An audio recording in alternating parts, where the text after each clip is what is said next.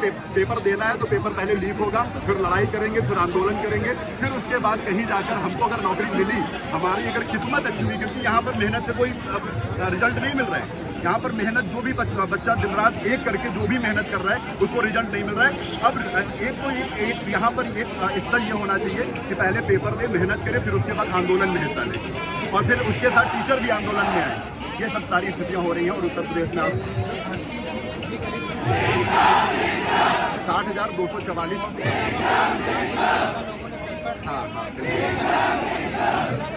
100%।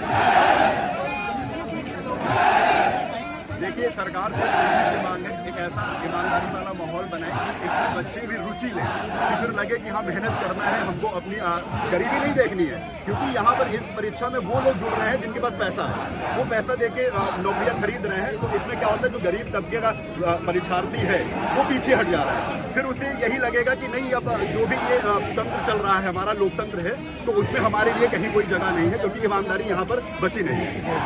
और यहाँ पर जो जालसाज है, ये जैसी बड़ी परीक्षाएं आती हैं तो सामने ये तुरंत निकल के एक्टिव हो जाते हैं, और हमारे ही अगल बगल के लोग हमें कॉल करने लगते हैं कि 8 लाख में 10 लाख में पेपर मिल रहा है। ये सब नहीं होना चाहिए।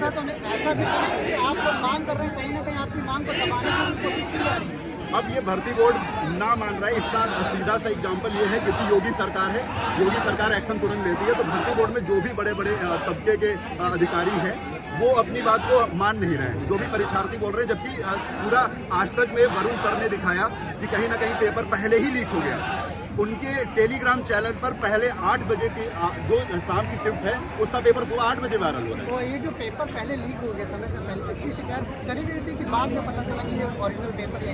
सबसे पहले पेपर होने के बाद 3 से 4 दिन तक तो कोई मान ही नहीं रहा था।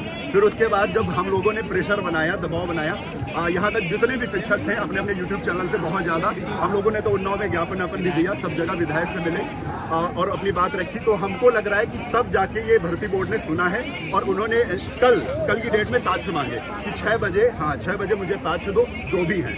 तो अब बच्चों को ये भी लग रहा है कि आधार कार्ड मांग लिए हैं, कि उनके आधार कार्ड मांग लिए, तो उसमें भी साक्ष्य देने में बच्चे डर रहे हैं। लेकिन मुझे लगता है कि डरना नहीं है, कहीं ना पेपर लीक हुआ है तो हम अपनी बात को कह सकते हैं। अब किसको आप जेल में डाल दोगे भाई? अगर आप इधर घुमा के दिखाएंगे तो इतने लोगों को जेल में रखने की जगह भी तो नहीं है।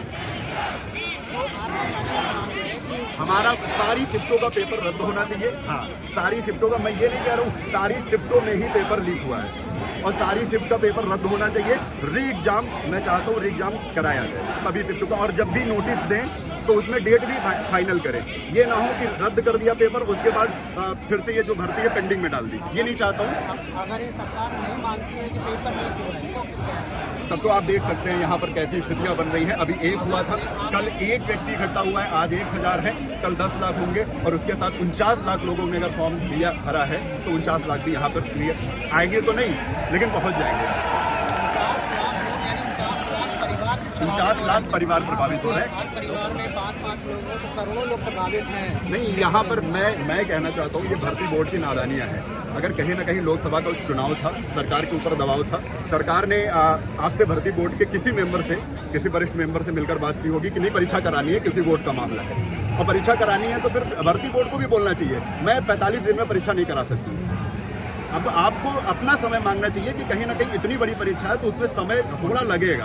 आप 3 महीने का समय दे दें, उसके बाद अपनी चाक चौबंद व्यवस्था कर दें, और उसके बाद और ऐसा ही व्यवस्था हुआ, चलो 45 दिन में बच्चे ने तैयारी कर ली, हम लोगों ने भी दिन रात करके पढ़ाया, उसके बाद अगर तैयारी आपकी हो गई है तो वहाँ पर आप ये देखो कि बाद में एक एडमिट कार्ड आता है कि आपका सेंटर डिस्ट्रिक्ट में दे दिया गया, होम डिस्ट्रिक्ट में। अब उसी का कॉलेज, उसी में उसका पेपर लगा हुआ है, उसी में उसने BA किया हुआ है, उसी में उसने ग्रेजुएशन किया हुआ है। तो बताइए प्रधानाचार्य से ताल्लुकात उसके अच्छे होंगे नहीं?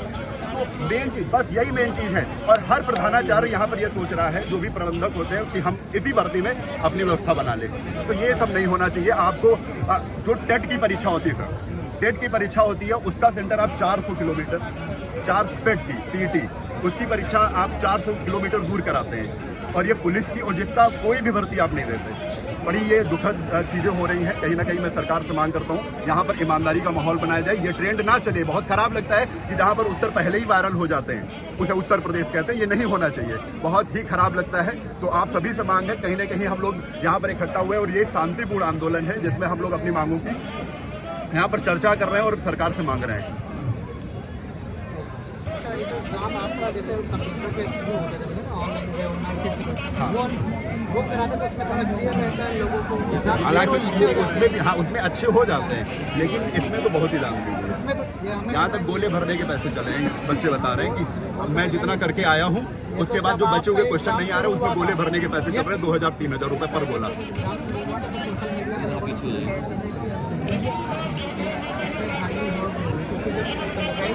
अरे सबको पता है, हम लोग जब पढ़ाते हैं ना तो उससे ज़्यादा कमेंट आते हैं कि सर क्यों पढ़ा रहे हैं। हाँ हाँ हमारे साथ बंद करो बंद करो।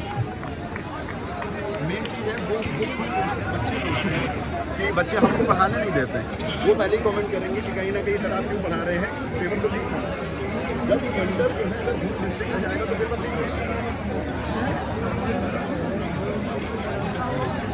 बच्चे तो बहुत बड़े हैं, बिहार में ले लो कि यहाँ पर लोग पहले ही एक दिमाग में रहता है कि पेपर लीक होगा लड़ाई करेंगे।